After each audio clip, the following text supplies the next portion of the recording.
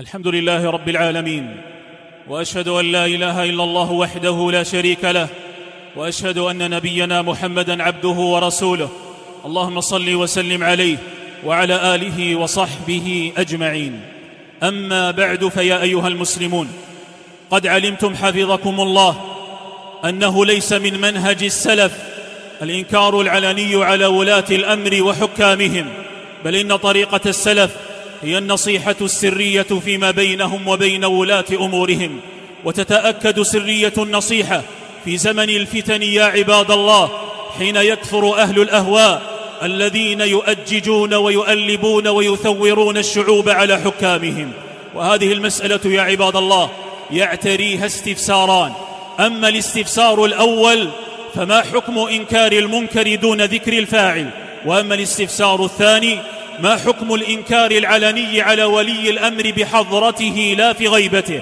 أما الجواب عن الاستفسار الأول فإنه يجب يا عباد الله إنكار المنكر، يجب إنكار المنكر دون ذكر فاعله.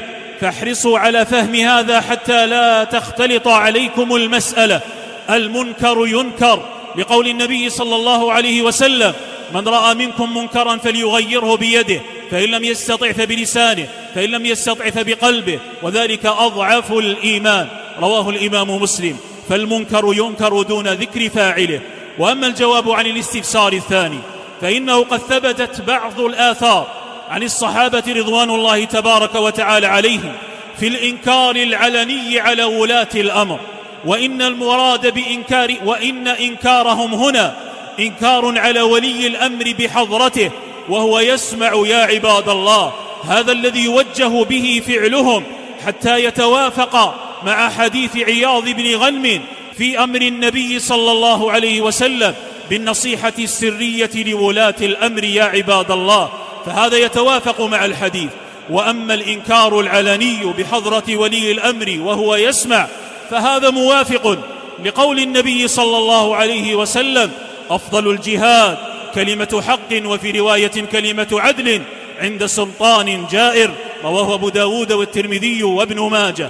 وأما والإنكار العلني بحضرة ولي الأمر وهو يسمع، اشترط فيه يا عباد الله مراعاة المصلحة وأن تؤمن الفتنة، فإنه لا يجوز الإنكار العلني بحضرة ولي الأمر وهو يسمع مع إمكان النصح له سرا يا معاشر المسلمين. هكذا نوجه الآثار الثابتة عن صحابة رسول الله صلى الله عليه وسلم حين أنكروا على ولاة أمرهم، توجه بتوجيهين. الأول وهو الذي ذكرته، أن الإنكار كان بحضرة ولي الأمر وهو يسمع لا في غيبته يا عباد الله.